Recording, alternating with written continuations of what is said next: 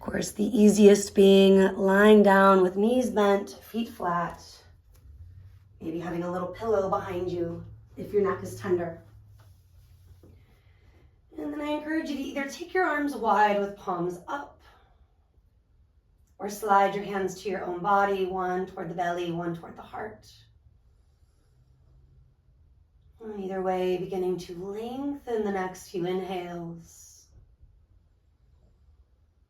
And for now, just open the mouth, let the exhale happen. Inhaling a little bit more powerfully into the front, sides, and back of you. And exhale. Feeling that lift from the belly or diaphragm. Listening for that rushing sound along the throat. And after a few big sighs, maybe you let the mouth stay closed, both on the inhale and exhale. Resting the tip of the tongue on the roof of the mouth. Lips are closed, but not tight. Include an occasional horse breath if it helps you to relax your jaw, your throat. And to help let go of anything that keeps coming up that's feeling heavy. We'll start to move momentarily, but note if you just need a little more time, take another minute to be with your breath. Connecting with your body from there, palms are going to slip down toward the ground, setting up for bridge, knees over ankles, toes reaching forward. Rooting and rebounding. Inhale, pick your hips up just a little bit at first. And then exhale, do lower top to bottom. Maybe your blinking eyes open, starting to move a little further each time. Inhaling, lift. And exhaling, lower. Let's do at least 3 more. Maybe start to add some arms where you do reach up and gradually back. If that just feels like a nuisance on your neck or shoulders, don't do it this early in the practice.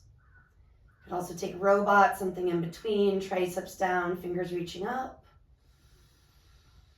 And whatever variation you're working with, at least 1 or 2 more. Breathing in, breathing out.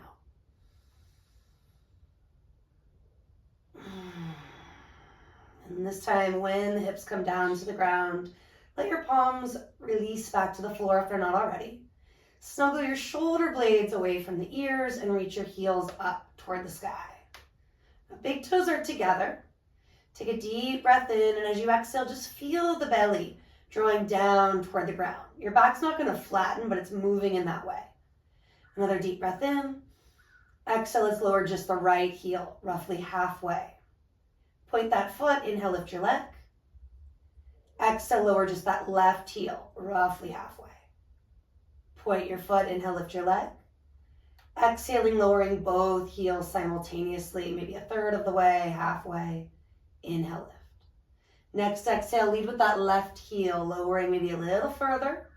Or of course, backing off if you feel a pull in the hip flexors or the lower spine. Right side if you haven't already. And then considering both. Now for the next 5, 6, 7 breaths, you could keep going with that. Or you can alternate, making it easier. You can lower both heels simultaneously again and again and again, making it harder if that's not obvious. Finishing up, you've got at least 2 to 3 more reps. But if you're done, you're done. Hugging knees to you. Butterflies with the legs where big toes touch, hands on the knees, circle it out. And you take a couple one way, a couple the other. And then we'll return to Setubandha, the bridges. If you've got a block nearby and you want to challenge yourself a little more, maybe put the feet, the knees, the hips in check, pressing the inner thighs to that narrow side of the block. And then right back into your bridge work, 5, 6, 7 in a row. This time on the last rep, do hold a little longer. As mentioned, palms can stay rooted. You could also use that tricep grounded action, robot style as it's nicknamed. Or that full flow where you are sweeping the arms up and back. and then forward and down, or up, forward, and down, to be clear. Last 2 to 3 on your own before staying a little while. Letting it be about exposing all 4 sides of your belly or chest to prana. Pushing into the heels, do lift the hips, the heart a little bit more. When in doubt, think of moving the chest up and a little bit back toward the wall behind you. Now maybe lift your heels if the knees are feeling really strong. Gently scoop the tailbone toward the backs of the knees and release top to bottom, vertebra by vertebra. And once you get there, leg lifts one more time. If this block option is feeling interesting, maybe you're doing 5 to 10 repetitions with both legs lowering simultaneously. Maybe you're returning to right, left, and both without the block. Now to make things even harder, you could reach arms back. To make them easier, obviously skipping this set is one option, but less might be more, not going as far as fast. Definitely alternating legs instead of doing both at all. And it's a lot of information, so feeling what's making sense, finishing up over the next few breaths. Quality over quantity when in doubt, so if you feel like you are cooked, that is that. And this time we'll meet in a happy baby. Knees apart, reaching up and around, feet, ankles, shins, whatever works. You can get into that classical setup and just be in the posture. You can also mix things up by weaving in some ankle rotation, some pointing and flexing of the feet. If your neck started to crank, a little tuck of the chin, a little release of the traps, maybe some sways right to left where your head rocks the opposite way as your hips. Any sort of ecstatic baby kicking through one heel then the other. And do let your head tip the opposite way as your foot is moving. And then finally, that wider legged split, if you're up for it, back to happy baby if not. Hands to the insides or outsides. Let gravity do its thing for another breath or two, maybe an opportunity to take the horse style exhale to let go. For today, just press legs back toward each other. Taking it easy, you can just roll to the side with me, push up, making it harder, rock and roll a few times. Building boat pose for a breath, 2 or 3. Then creating that throne you might need for Sukhasana. Sitting tall. Mute who's ever coming in. Do mute yourself if you're getting in late. Rooting and rebounding. Let's ground through the sit bones, lift through the top of the head. Take a few breaths to shrug and release your shoulders.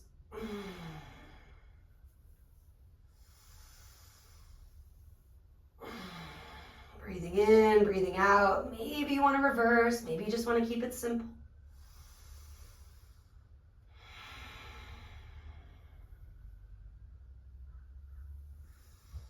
And then include some arching and rounding as an option. These cat-cow-like movements. Inhale to back bend. And exhale gently forward bend. Stretching, maybe yawning. Take a couple more. Lingering in either phase is often helpful. Do let yourself just chill. And then over time, you're bringing it to neutral, starting to sway right, left. And we'll ease into some Sufi grinds. Take it slow at first, maybe a little faster from there. Inhaling and exhaling.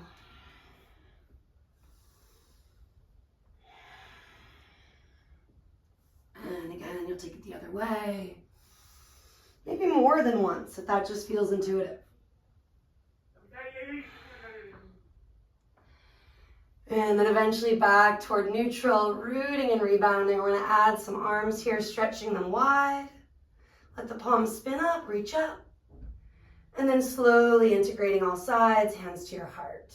Let's do a couple more. Big breath in, take up space.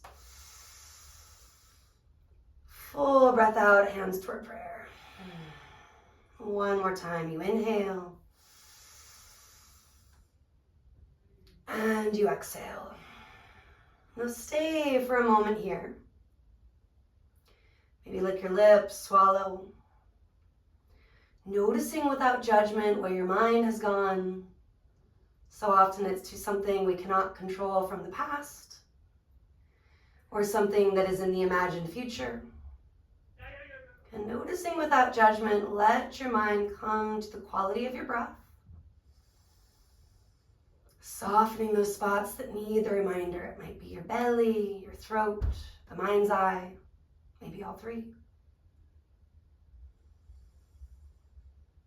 Take at least one more deep inhale, one more complete exhale. Fingertips to the floor, switch the crossing.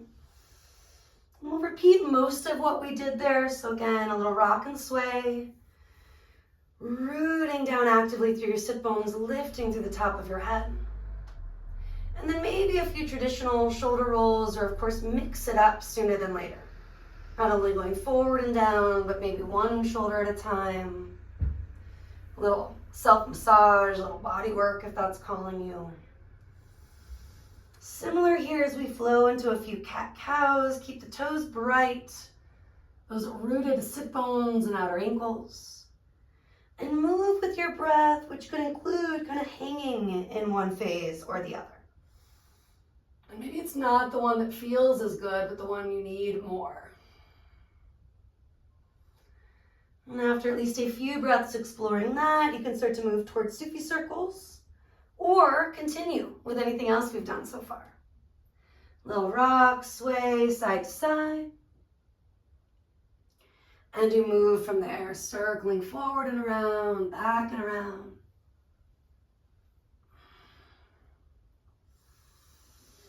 Breathing in, breathing out. Last few cycles on your own.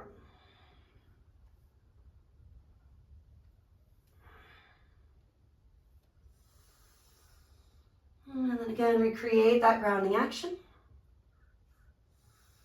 Rooting and rebounding. Do loop the shoulders just once, feeling your shoulder blades stabilize on the back. Maybe join thumbs, first fingers, Gyan Mudra. We're going to take a few early rounds of Satali Pranayama, the one that helps you release physical heat, emotional heat, anger, frustration, stuff that's coming up that needs to go. So we inhale through our taco tongue, or that O shape with your lips. And at first, maybe you simply sigh. Again, like that if it's helpful.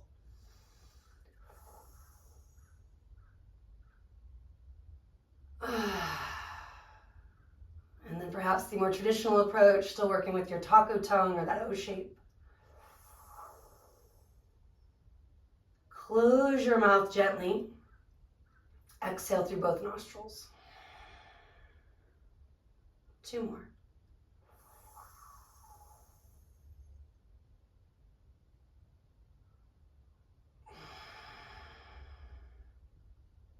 Maybe lick your lips and swallow first.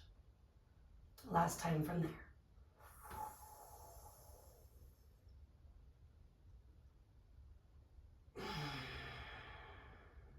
Maybe you feel that physical shift, the subtle inner air conditioner, if you will.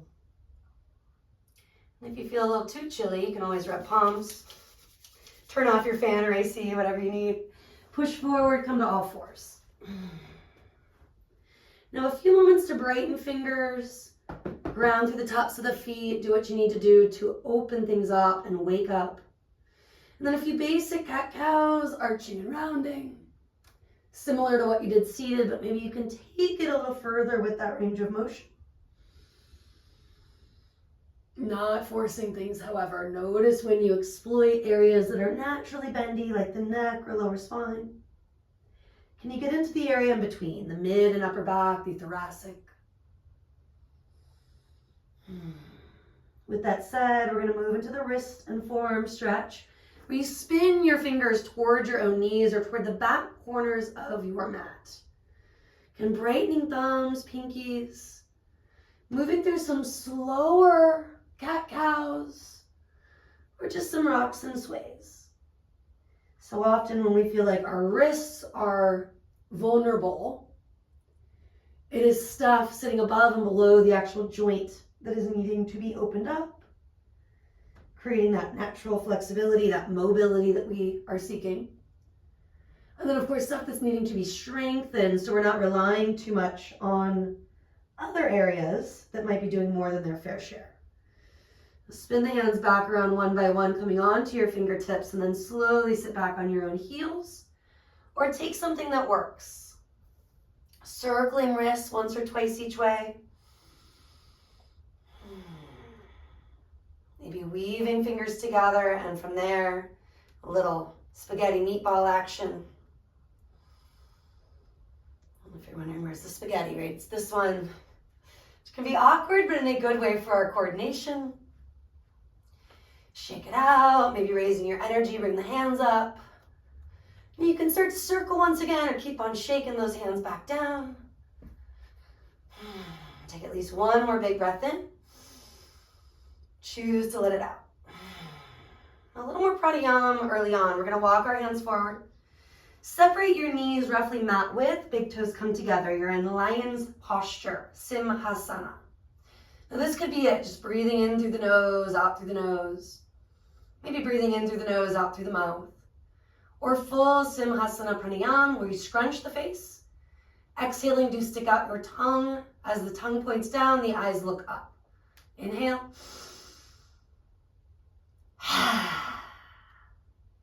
Couple more, clearing congestion from the throat, frustration from the mind. Big breath in.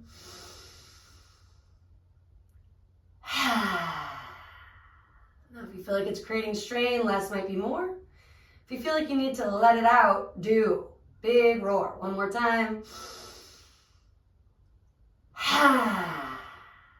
And then keep sliding the hips back, hands forward. You're in extended child's pose, or just kind of a soft child's pose. Observing those shifts from the early postures, the pranayama. If you've forgotten what is pranayama, right, it means breath, extension, and retention. Practically, it is this genre of various breathing exercises that are found in yoga and lots of other disciplines. Noting that that simple ocean-sounding breath, Ujjayi style, is most traditional through the practice. But at times it can be overrated, right? You just need to breathe in a way that feels good for you. If that means moving away from Ujjayi occasionally, do. Soft face, soft jaw, while the mouth is closed, it is not pierced or tight. Feel that relaxation travel down into your throat, your chest, your belly, maybe your hips, knees, ankles, even your toes.